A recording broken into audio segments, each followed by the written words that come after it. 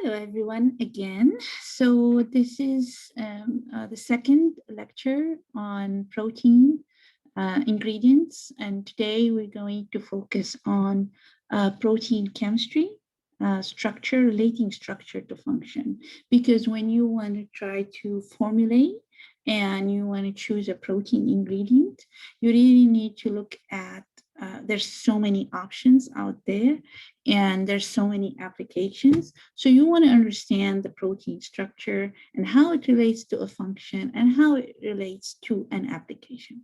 So I do have lots of examples, but I know I want to keep it to 50 minutes. So I make sure that I don't exceed my 50 minutes time for a lecture. So I might go a little fast on some examples, but you can always, because it's a recording, you can always stop, take notes, and then restart the recording. Okay, so what I would usually do, which is kind of a bummer in COVID situation, is that now we are even recording, we're not having a Zoom lecture, even live. But what I try to do is engage you guys in some questions to see where you're at. So I would normally ask you to answer this question. The R group of an amino acid, what does it influence? Does it influence polarity? Always carries a charge, has an effect on the secondary and tertiary structure of the protein. So, you can pause the recording, take a moment, think about it, and then turn the recording back on where you will find the answer. And the answer here is all of the above. So you just want to remember from your food chemistry, your amino acid configuration. So you have a carboxyl group, you have an amine group, and you have an R group, which is the side chain of the amino acid. This R group varies from one amino acid to another. It can be a long chain of hydrocarbons, which makes it hydrophobic, or it can be a phenolic group, also makes it hydrophobic or ring structure. It can be a group that carries an ionizable functional group, which makes it a polar or a charged amino acid. And the R group, how big, how small, what functional groups are there, dictates how the proteins folds and what type of interactions happen. So it dictates secondary structure and the tertiary structure of the protein, which you should remember from your food chemistry. And also, you want to remember that the amino acid carries a buffer characteristics because of the fact that it has an acidic and a basic group. So basically, when you are titrating a protein solution, it really resists change in charge until there is an excess acid or excess base. Then you can see a change in the pH.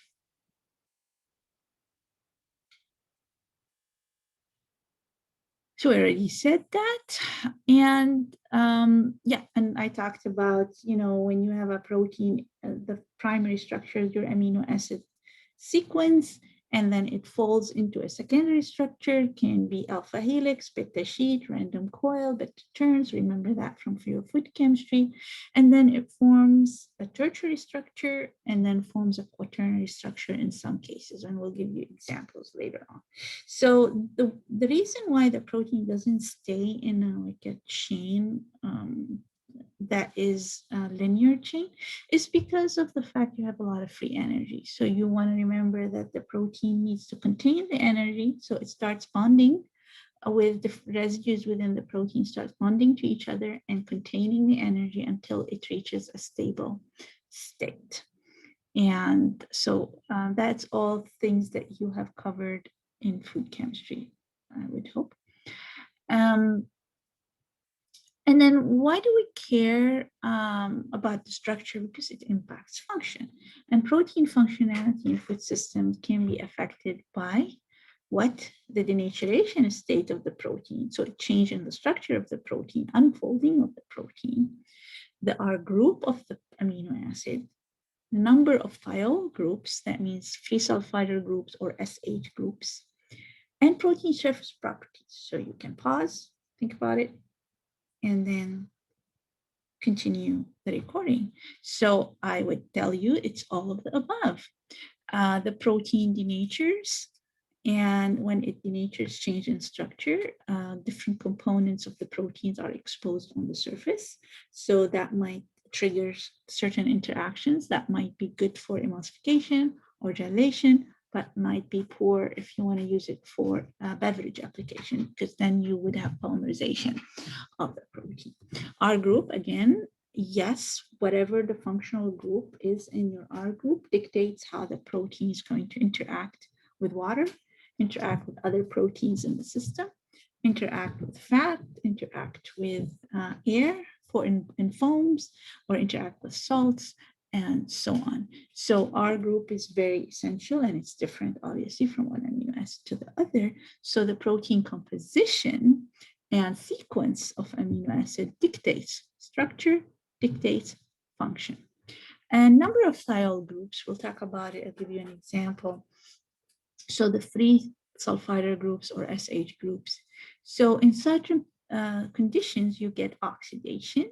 So you get what we call disulfide linkages forming between two cysteines. Cysteine, this is one cysteine and this is another, to form a cysteine or cysteine, depends how you want to pronounce it, but it's basically a disulfide linkage. It stabilizes tertiary structure, it stabilizes gels because it forms stronger gels when you have disulfide linkages. Protein surface properties. So what's on the surface of the protein? Is it mostly hydrophilic groups and charged groups? So you would have a very soluble protein. Or is it a good balance between hydrophobic groups and hydrophilic? So it's good emulsifier.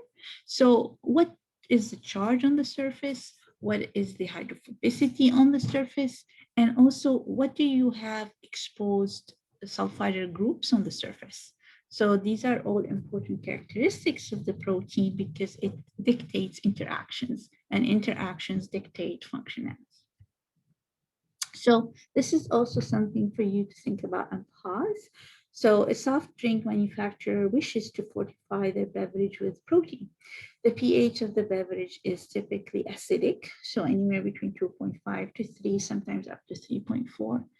Which dairy protein would you recommend they work with and why? Pause the recording and think about it. Okay, so I hope you pause and have some ideas. Now I'm going to answer this question and say it's whey protein. And why? Because whey protein is a small globular protein. Well, you have multiple proteins in there, and mostly it's beta-lactoglobulin protein. And you have alpha-lactalbumin 2 and some minor proteins as well in whey protein concentrates and isolates. So the protein is really small, globular, like round, and then has a lot of hydrophilicity. Hydrophilicity, that means more polar on the surface. So it interacts with water better. And also in acidic conditions, it carries a lot of positive charge, so it's good solubility, and it remains clear in solution. So if you want a clear beverage that is acidic and high in protein, and mostly for athletes to regenerate muscles after an exercise, or anybody that needs to fortify their diet with protein, you gravitate to a clear bottle where you can see the content and it looks attractive. You grab it and it has whey protein in there. So emulsion ingredient declaration also, in this case, lists sodium caseinate. Why was sodium caseinate chosen? So pause the recording, think about it. Okay, I hope you did pause and thought about it. So sodium caseinates are good emulsifiers, and also they have good interactions with water at the same time. So they build viscosity and emulsify. So basically you enhance the emulsification, enhance the water phase, aqueous, and fat dispersion, and also enhance the thickness of the batter by increasing the viscosity. All right, so the main purpose here from this lecture is guiding you towards linking protein structure to function, and eventually help you if you go out to an industry and you work in the protein ingredient space or formulation, and you want to choose ingredients, and one of your ingredients are proteins, you really need to understand on what basis you're choosing one ingredient over another. And it really helps to understand the protein structure and related to functionality. So structure can be due to intrinsic factors. That means the makeup of the actual protein. So amino acid composition, amino acid sequence that dictates the shape of the protein. Is it open structure? Is it globular? What kind of groups are on the surface? Is it ionizable? Does it interact with water?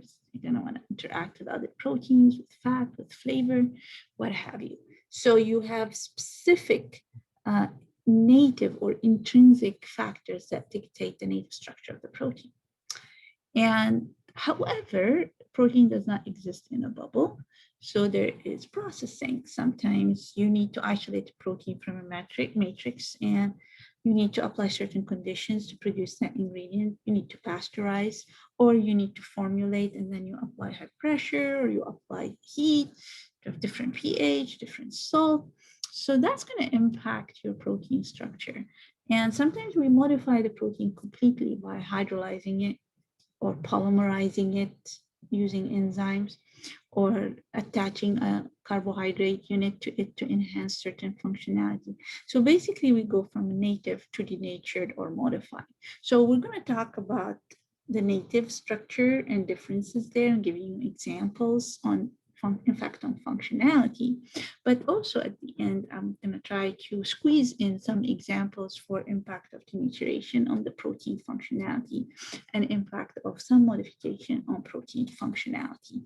And we're going to talk about mostly, we're not going to talk much about color and taste here, but we're going to talk about solubility, gelation, emulsification examples. We're going to talk about viscoelastic properties potentially. We'll see how much time we have. I have lots of examples, but I will not abuse my time. Okay. So here's an example of where you actually modify structure of the protein so you can get a certain functionality.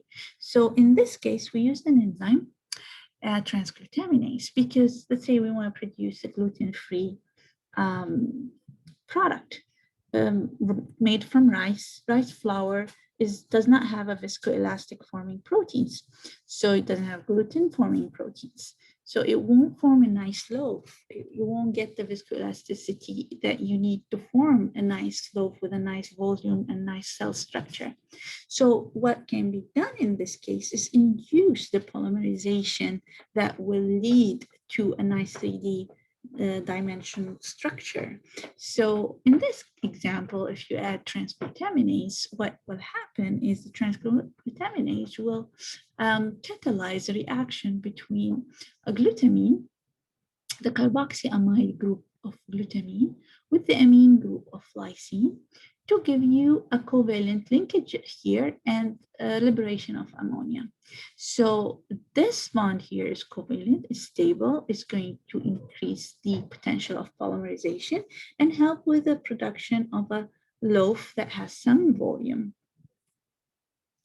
Here's an example of when I say gluten-forming proteins, what drives the formation of gluten is this oxidation of disulfide, formation of disulfide linkage that we talked about. So you get oxidation, you form a disulfide linkage, you can add the reducing agent and reduce it too, if that's what you want to do. But in those systems, when you knead the dough, you induce physical denaturation. I'll talk about that later.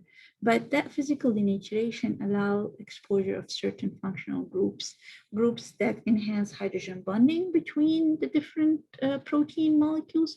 And once they get closer by hydrogen bonding, then disulfide linkages occur. And then you have this nice gluten matrix that gives the viscoelasticity to the dough that when you bake it, it gives you a nice loaf of bread. Okay, so I want to talk a little bit here about the structure. And I did mention at the beginning that you have free energy. So you really need, the protein needs to contain that free energy and stabilize itself by forming bonds. So we form bonds. Hydrogen bonding leads to the formation of a secondary structure, alpha helix or beta sheet. But sometimes you have steric hindrance from the R groups. That means the R groups are too bulky or are rigid, does not allow flexibility of the molecules. So you end up having more random coil and more of an open structure rather than a globular structure. And sometimes the globular structure on itself or any structure, protein structure on itself might not be stable. You have a lot of surface hydrophobicity, for example, a lot of reactive groups on the surface that doesn't necessarily want to interact with water. So in order to contain some of that energy as well, they form quaternary structures. So what does this mean, secondary structure, tertiary structure, quaternary structure in terms of functionality? For example, if you have a high amount of alpha helix conformation in your protein, such as whey albumin, it denatures at lower temperature. So we need to be careful in processing, and depending on the final application, do we want to induce denaturation, or we want to be careful not to denature that protein in our system. So, however, beta-lactoglobulin has more beta sheet configuration than alpha helix, and beta sheets are more resistant to temperature than alpha helix. So you get denaturation at higher temperature. So sometimes when you heat a solution of a protein, the secondary structure changes from alpha helix to beta sheet, sometimes more towards random coil. So we often study secondary structure changes to look at changes in denaturation and trying to understand how that might impact functionality. For example, if we're looking at different flours to produce bread, again, giving back the bread example, we look at which flours form the right secondary structure that would help with stabilizing the dough. Beta sheet and beta turn help stabilize the viscoelastic properties and stabilize that during baking so that you get the volume without breakage of these bonds. So we look at different proteins and how the ratio of secondary structure will impact a particular functionality.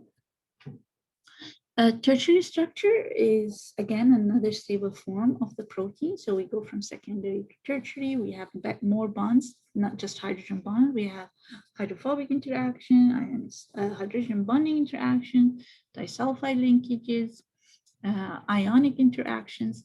So all of these interactions kind of contain some of that free energy and forms your tertiary structure. So the configuration of the tertiary structure, however, is the function of, here's a question mark for you, it's a function of, think about it, pause, then come back. It's a function of the amino acid composition and sequence, not just the composition. Because again, the R group, the size of the R group, the functional groups of the R group dictates how the protein can bend and turn and form different structures by stabilizing forces. So here's an example of two different kinds of tertiary structure. You have a very open structure here, such as beta casein or casein in milk, and you have a very globular structure, another type of dairy protein, which is a whey protein. So these two have completely different functionality. This one is globular, small, and hydrophilic on the surface, great for solubility. This one is open, a lot of random coil, not very structured, but you have a lot of, on the surface, you have hydrophobic groups, you have hydrophilic groups, so it can emulsify very nicely. So we call it natural emulsifier. So quaternary structure can be the next level of stabilizing the protein in the system. Some proteins are stabilized only if they form a quaternary structure. for example, the casein micelle. So the casein in micelle is made up of multiple caseins, not one casein. So it's kappa casein, alpha S1, alpha S2, beta casein, and they're bound together by hydrophobic interaction and calcium phosphate bridges. And on the surface, we have mostly kappa casein. There's kappa casein in the middle too, but most of the kappa casein is on the surface because it has a very hydrophilic tail, the glycomacropeptide. So that glycomacropeptide imparts stability due to the excess hydrophilicity on the surface and charge. So the caseins in milk are a stable colloidal system. So the milk is a colloidal system that is stable, so the caseins don't precipitate. They are just stable the way they are in the milk. So in plant proteins, we also have quaternary structures. So for example, soy protein you have two forms of soy proteins. You have the vesicle form, or in legumes like in pea as well, and then you have the legumin. So they're large proteins. Like legumin is made up of several subunits associated by disulfide linkages, hydrophobic interaction, hydrogen and ionic bonding. So this forms a large quaternary structure of about 300 kilodalton. So it's very stable structure though. And the other form is tertiary. So it's a trimer. So you have three different polymers associated with each other via hydrophobic interaction. So the stabilization of the quaternary structure is a function of different interactions, as I was just describing, and are very dependent on the amino acid composition. You have a high percentage of hydrophobic groups, so you do have these globular shaped quaternary structures, or do you have a high percentage of polar amino acid where the proteins form a fiber type of structure? So you have more exposure to the water, to the aqueous, so they form a fibril structure like collagen in meat. So also the structure is impacted by the environment. So what's the pH, what's the ionic strength? So for example, whey protein, they don't form usually quaternary structure, but depending on the pH, they might. So if you have this globular beta-lactoglobulin, and if you change, so that's alpha-lactalbumin and beta-lactoglobulin. And then if you have a pH of, let's say, very acidic or very basic, so you see them as monomers. Around neutral pH, there are dimers. Around the isoelectric form, they form octamers because now you have less charge on the surface and more hydrophobic interactions. Then you get really a cloudy kind of beverage if you want to formulate at pH 4.5, let's say. So because you have these proteins in forming kind of a soluble aggregate, but I mean, it's an aggregate, so it's no longer clear. So we will move on and talk about how to link structure to function. But before that, I just want to give you some FYI tables. So this would be good to know when you go to industry. You want to understand what they mean when they talk about a hydration property. What does it relate to? It relates to interaction with water. So that impacts solubility, impacts wettability, impacts water absorption and water holding. Impact gelling, because whenever you have water and protein, there's water-protein interactions. So this is a hydration property. So are we looking for gelation? Are we looking for solubility? Are we looking to increase the viscosity? So that is all under hydration. Surface properties. So it is related to emulsification, foaming, interactions with flavor, lipid binding, and so on. So surface properties, again, reminder, the net charge on the surface, the degree of hydrophobicity versus hydrophilicity on the surface, presence of reactive groups on the surface. And then you have structural, textural, rheological properties. Then we talk about viscoelasticity, chewingness, grittiness, how much a product can be extrudable to give a fibrous structure, and so on. Yeah, so this is good FYI table. And here is another FYI table that would be very beneficial for you if you're a formulator. You really want to understand, okay, so if I'm looking for solubility, what is the mechanism? The mechanism is hydrophilicity interaction with water. That's the driving force. And what food application? Beverage.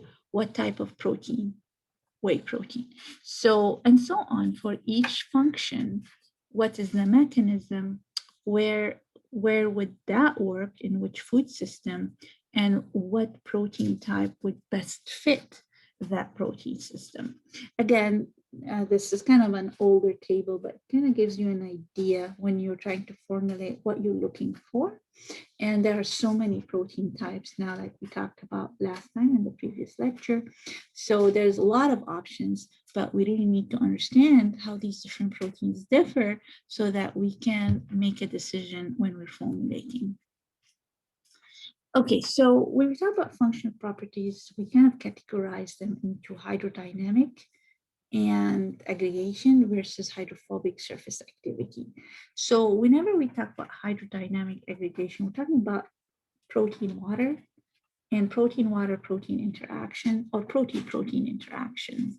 So these impact certain specific functional properties. Whereas when we talk about surface activity, we're talking about interfaces.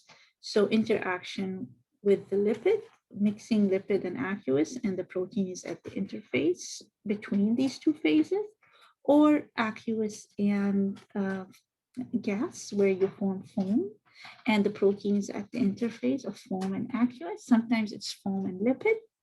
So these are related to the surface activity of the protein.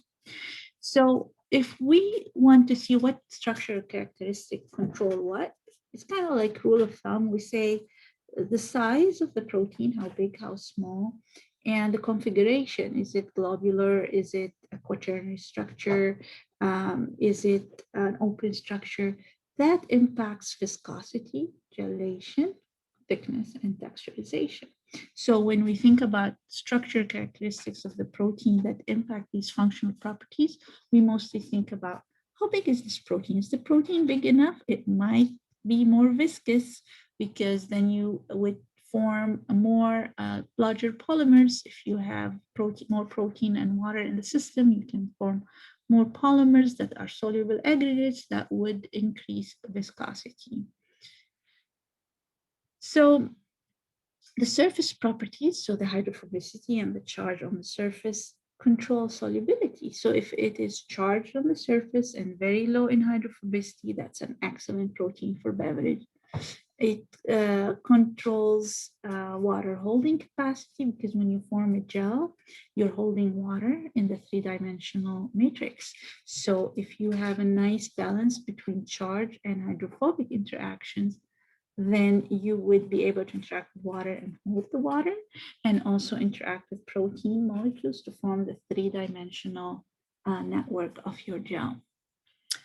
Foaming and emulsification, obviously, like I said earlier, you need to have a nice balance so that the protein can interact with the fat. The hydrophobic residues interact with the fat component, and the hydrophilic residues interacting with the water and forming an interface, which is a film around the oil droplet, or if it is oil in, if it is water in oil like butter, forming a film around the water droplet.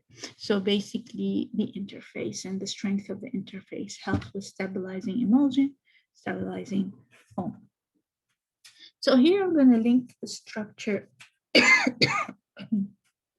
excuse me, link structure to solubility. So if we look at whey protein and looking at soy protein, for example, the structure dictates how soluble this protein is. If we look at whey protein, before you denature it, it's very hydrophilic on the surface. So even at the isoelectric point, you don't have enough hydrophobic groups to bring the proteins together. So they remain soluble. So you see here in this chart, so no matter what the pH is, if the protein is in its native form, it's just going to remain 100% soluble. However, if we heat, okay, I'm denaturing the protein, so that whey protein that I have, the globular, is going to open up and expose hydrophobic groups that were otherwise hidden inside the protein. If the pH is at the isoelectric point, no charge repulsion, then the proteins are denatured and they're going to come together via hydrophobic interactions, then I'm going to lose the solubility. However, soy, no matter what, native or denatured, they're going to be very poorly soluble over a wide range, very poorly soluble over a wide range of pH here, ranging from 3 to even 6, because it's a very hydrophobic protein on the surface. Doesn't like water. So when you don't have enough charge on the surface, it just wants to just aggregate with each other.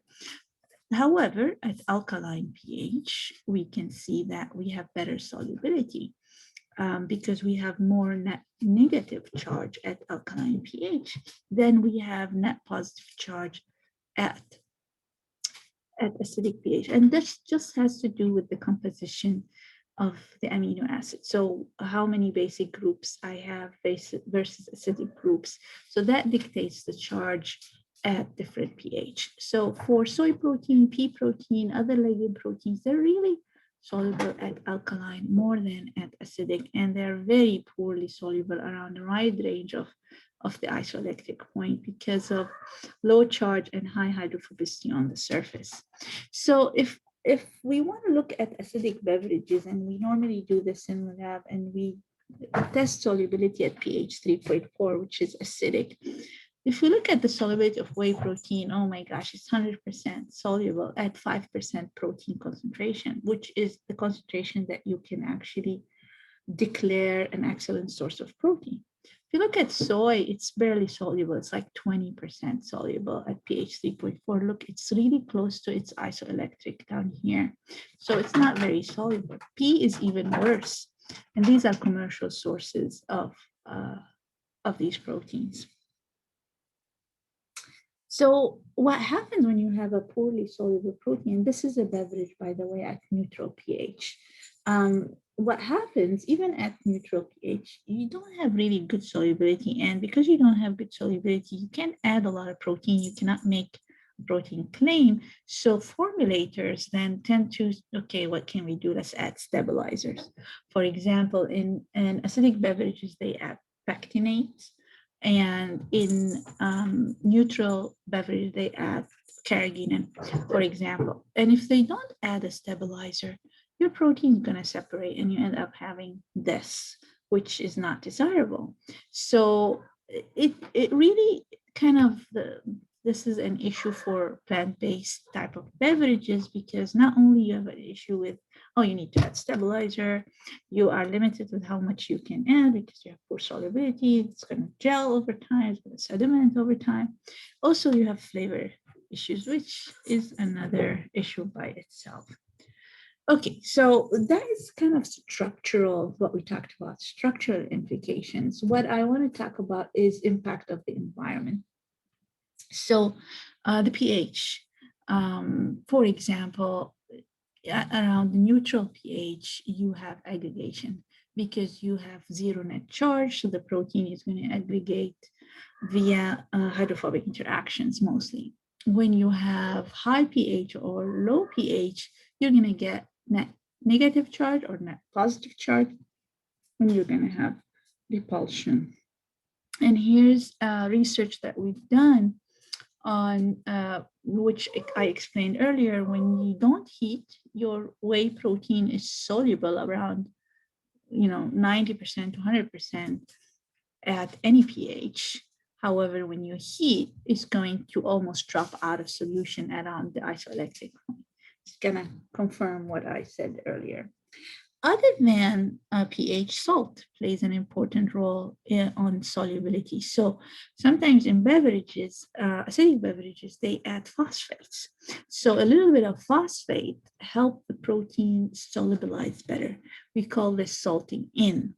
So a little bit of that salt helps certain functionality, but too much of it causes actually blockage of charges on the protein, which might disrupt internal charges and also interfere with water interaction. So instead of interacting with water, they're interacting more with salt, and salt is competing for water interaction, so the protein actually precipitates.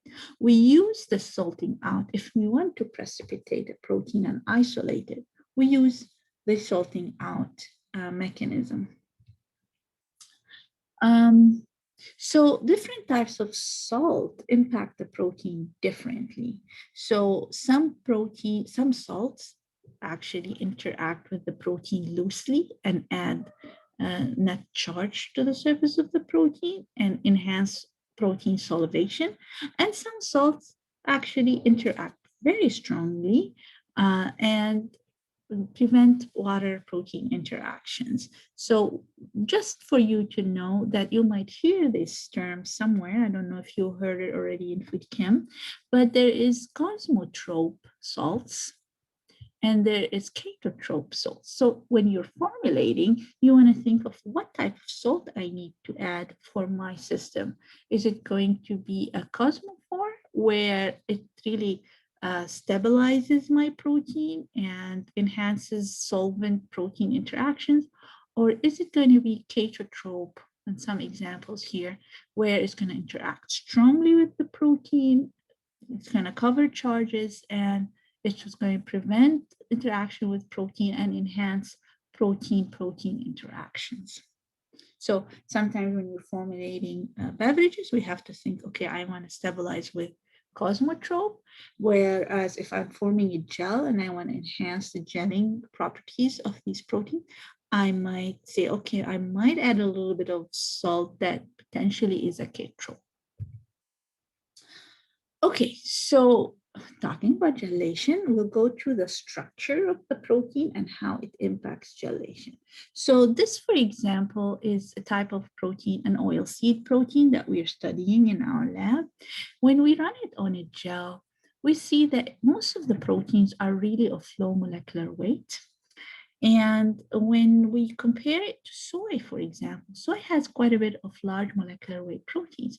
So large molecular weight proteins tend to form better gels than low molecular weight proteins. But that is one characteristic, right? So the size is a factor, but also the composition of the protein is another factor. So you just have to keep in mind that. Here I'm just showing you the effect of size. So when we ran gelation, sorry, I don't know what happened here. Okay, so when we ran gelation, we prepared gels from these different proteins, and we used texture analyzer to look at how strong these gels are. We measured gel strength. So if I look at camelina protein under different conditions, they form a gel, but really like half as weak as soy protein. So soy protein gels are double the strength of this protein. And if we look within soy versus pea, for example, it's a lot of comparison. I told you last time that pea is gaining traction in the market. The functionality is not that great. And if I look at dive deeply into why soy is a better gelation agent than pea, I look at the composition of the different proteins. So legumin, which is glycinin in soy, and just legumin in pea, the same family, we have much higher concentration in soy than in pea. And that protein in particular can form disulfide leakages. So when we have that low of a concentration in pea down to 6% versus 51%, up to 51%, that explains why soy forms a gel at 10%. Pea does not form a gel at 10%. It might form a weak gel at 15%. And soy forms a really strong gel at 15% protein. A good gel for pea, I mean, not good, but acceptable, 20% protein. So that's a lot of protein inclusion to form a gel.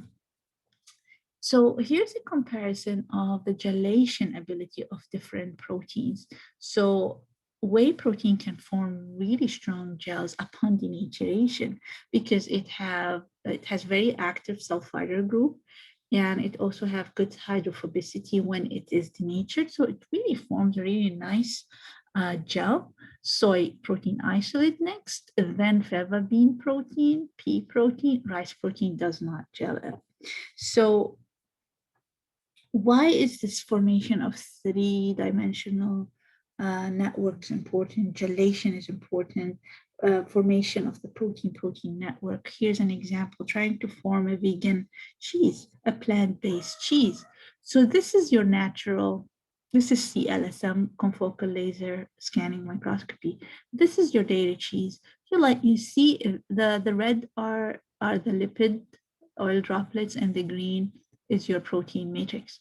So you see that you have a really nice, well-dispersed protein network in the cheese.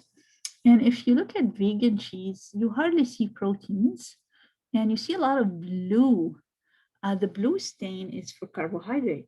So the vegan cheeses that are made with pea, for example, they're mostly starches, modified starches. So you need to stabilize the structure by using modified starches, gums, and the sort to be able to form that texture that simulates somehow the dairy structure, but it's not even close. But you have to put a lot of gums and carbohydrate, and the proteins, the green ones you can see here, they're like just dispersed, but they're not connected. So protein is really added for just to say plant-based protein cheese. So they add it for nutrition labeling or such, but not really for functionality. So this is related to structure, gelation and structure, but also environmental conditions. Again, same with solubility. So if we want to form a gel, we have to also think about the conditions of the environment that enhance gel formation. So how much is the protein concentration I need? Gelatin, you need 1%. Whey, you need 5 to 10%. Soy, 10 to 15. Pea, 15 to 20%. So that's structure, but maybe you can enhance that a little bit by changing the pH. If we move the pH from not very acidic and not very basic, we kind of reduce the repulsion and help with formation of protein-protein interactions. We also think about salt. If we add a little bit of salt, that can help bridging protein interactions as well. So you have to think about the protein type and the environmental conditions that actually can give you some sort of a decent gel. Sometimes you add, other than salt, calcium ions. That's in the production of tofu, for example. You add calcium. Calcium forms bridges between the proteins and also enhance this three-dimensional network. Heating temperature. If it is a thermally induced gel, we have to make sure that the temperature is above the denaturation temperature of the protein. So that's why structure is important. We need to know the denaturation temperature of the protein. Therefore, once we know, we make sure that we heat it slowly, not at the high rate. Otherwise, we get really aggregation and precipitation. So slow rate of heating, denaturing that protein, start to form the soluble aggregates, and the soluble aggregates starts to form this three-dimensional network that holds water inside. So here's just a kind of an illustration that you have to be really careful with. You want to avoid isoelectric point pH because then you have a very turbid gel with aggregates rather than a smooth gel. And you want to avoid high salt because you also get more aggregation than water interactions and holding the water in a three-dimensional network. So you really want to find where do you want to be, a transparent solid gel or a little bit opaque gel, so you can choose the conditions based on the application. Lastly, here's proteolytic enzymes. So we have to be careful when we're forming a gel. You don't have any endogenous enzymes that might break the protein. For example, if you want to make a jelly with pineapple, you don't want to put fresh pineapple there because of bromelain, the enzyme. So the enzyme is going to break down your protein. You won't never form a gel. So you want to, if you really want to make a pineapple jelly, you use canned pineapple that's been heat treated and the enzymes have been inactivated.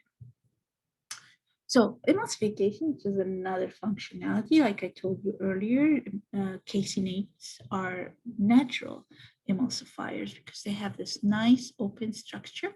And this open structure is due to high percentage of proline. This proline has a very rigid R group because it's linked to the amine group here in a cyclic form. So not much flexibility. You don't form this alpha helix or beta sheets. It's kind of what breaks the secondary structure. So you have mostly an open type of structure and a nice balance of hydrophobic and hydrophilic groups on the surface. So it acts as a very good emulsifier, a natural emulsifier. So if we want to compare casein or sodium casein, in this case, to soy, to pea, if we want to form an emulsion, only 0.5% protein solution can be enough to form a stable emulsion, and the emulsion can emulsify this amount of protein can emulsify equivalent to, that's emulsification capacity, equivalent to 1,800 grams of oil per 1 gram of protein. That's pretty high emulsification capacity. If we look at soy, we really need at least 1%. And the emulsification capacity is not that high. So it's okay, but not that high. Whereas pea, it won't form an emulsion at 1%. It forms a weak emulsion at 2%, very thin, not viscous, and very low emulsification capacity compared to caseinate and soy. And that is due to, again, the composition of the protein, how much globular proteins you have, and the ratio of the different globular proteins to each other. Like the example I gave you, it has much less legumin than soy does. Okay, so these are some questions that you can think about and make sure that you know this information. And now that we talked about intrinsic structure and how it impacts functionality, and we gave some environmental effects, pH, ionic strength, temperature.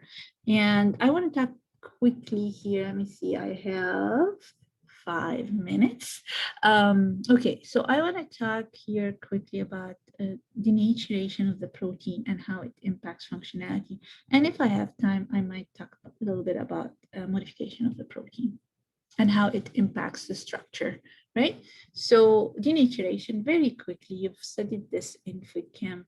It's basically loss of tertiary structure, quaternary in some point, quaternary structure, tertiary, secondary, and sometimes even the primary structure get hydrolyzed. So that's also denaturation. So sometimes if you apply heat or pH change for a short period of time, denaturation can be reversible. So the protein can renature back when you remove the stress environment. But when you apply heat, for example, for extended period of time, the protein will form polymers with each other. And then sometimes these are formed by strong hydrophobic interactions and strong covalent interactions by disulfide linkage. So that becomes irreversible. Here's I show you a diagram of a differential scanning calorimeter. We measure the denaturation temperature and also the energy required to denature the protein. So this is a very useful tool to determine differences between proteins, those that are modified, non-modified, different sources of proteins. What's the temperature at which they denature? How much energy it needs, this protein needs to be denatured. So that's a very nice tool. I'm going to skip over this. It's just telling you that with high moisture content, you have higher rate of denaturation just because of swelling that can occur with thermodynamics. Water can go into the structure of the protein, disrupt hydrogen bonding and interactions within the protein, and then the protein can unfold at lower temperatures than when you have less water. Other denaturing agents, pH, very high pH, very low pH, can cause like charges and repulsion even within the protein molecule itself, so it opens up. At the isoelectric point, what happens is you lose repulsion between proteins and then they come together and aggregate. That can also form a form of denaturation. However, if the application of the change in pH is short term, it can be reversible. Sometimes high acid or high alkalinity cause hydrolysis of peptide bonds.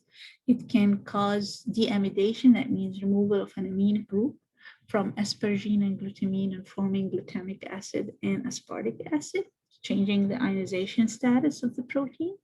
Destruction of sulfide groups, that means formation of disulfide linkages at alkaline pH, resulting in aggregation and potentially result in irreversible denaturation.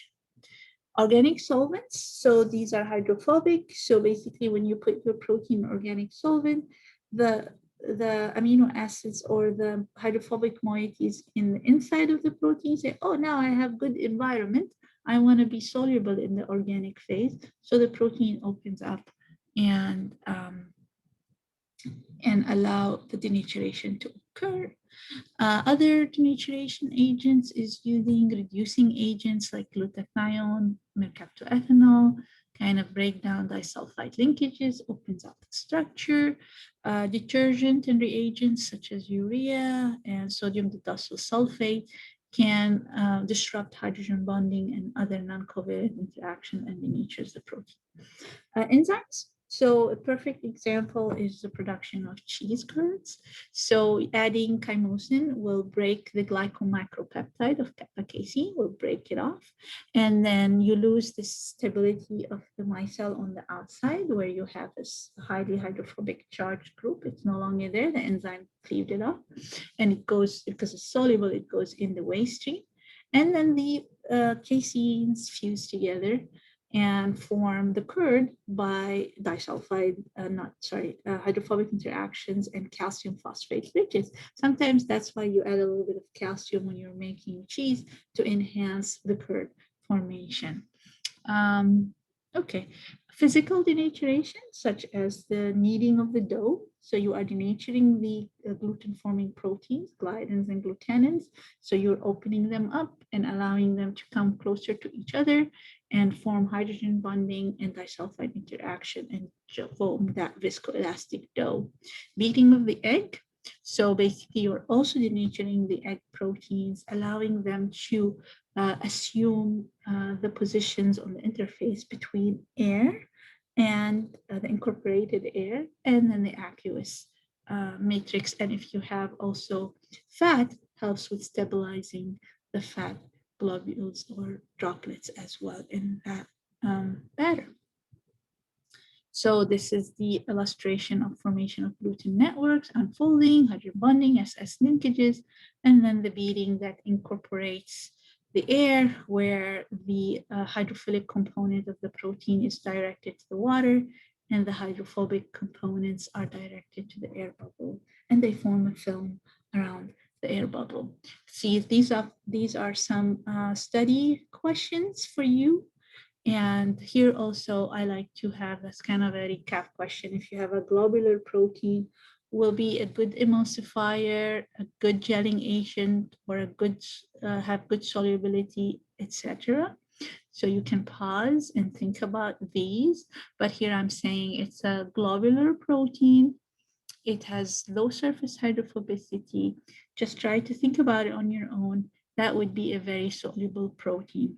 And it may have low digestibility unless it's partially denatured, then digestive enzymes can access it. But we don't have problem digesting whey protein in any real form because they're just small proteins and they can be accessed by our digestive tract.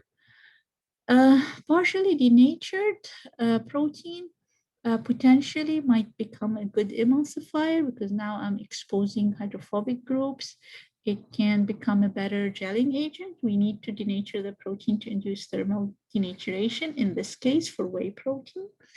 We can also enhance digestibility by just opening up the structure. Denatured and polymerized. So when you have aggregates, okay, so you lose functionality. Most aggregates are not functional, especially if you think about pea protein. That is a commercial source of protein, pea protein. When we analyze it, it's really hard to solubilize, because when we run its structural characterization, we find very high level of insoluble aggregates. So it doesn't function very well. So low functionality, low overall digestibility, because digestive enzyme won't be able to get to their binding sites because of the big polymer formed. Well, here we go. I think I'm 3 minutes over, but you can glance over these slides. There's so many forms of modifying the protein by changing its structure so that it either becomes more soluble or gels better. We do a lot of research in the lab on enzymatic modification and Maillard-induced glycation. And there are other ways to modify the proteins by chemical modification, which is not allowable in the US. It might still be occurring in different parts of the world, but not in the US. There are modifications by biotechnology or genetic engineering, which is explored quite a bit nowadays. And there are physical modifications such as high pressure homogenization or cold plasma, for example, application. So here I just give you examples on when you hydrolyze a particular protein, you might reduce gelling capacity or hardness, but if you hydrolyze a different kind of protein, you might enhance the gelation. So these are just examples, and this is the Maillard reaction in formation of a glycated protein that potentially have increased net charge on the surface, increased hydrophilicity. Then you have better stability, so it doesn't denature at low temperature. Then you have reduced disulfide interactions. That means you have more steric hindrance because of the bulky groups of carbohydrates, and then you enhance solubility of the protein. And this is an example of some research we've done. Look at the commercial pea protein here. It's very insoluble, but when we produce it under conditions that are controlled, we can enhance solubility. Hydrolysis, controlled hydrolysis can enhance solubility. Fractionation of different components can enhance solubility of some fractions. And the glycation gives us 100% solubility. It's really cool. And this is an example of cold plasma, where we apply cold plasma and we enhance soluble aggregates. So these proteins can form a better gel and therefore can potentially become more feasible for texturization. And that's pea protein, for example. And these are just examples where it's important to monitor structure for different purposes. So you can look at these examples and think about them on your own. So I took 5 extra minutes. Sorry, this is 55 minutes.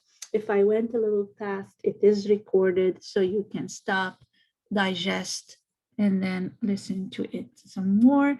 And feel free to reach out to me if you want to learn more about anything, or if you have questions to understand certain certain characteristic I explained and you need further explanation. I'm happy to answer questions by email. You can reach me anytime you want. And if needed, we can have time to meet as well via Zoom if you have any discussion type of questions. Please reach out. I wish I could see you in person, but here we are. And good luck for the rest of the semester, and hope to see you soon. Bye-bye.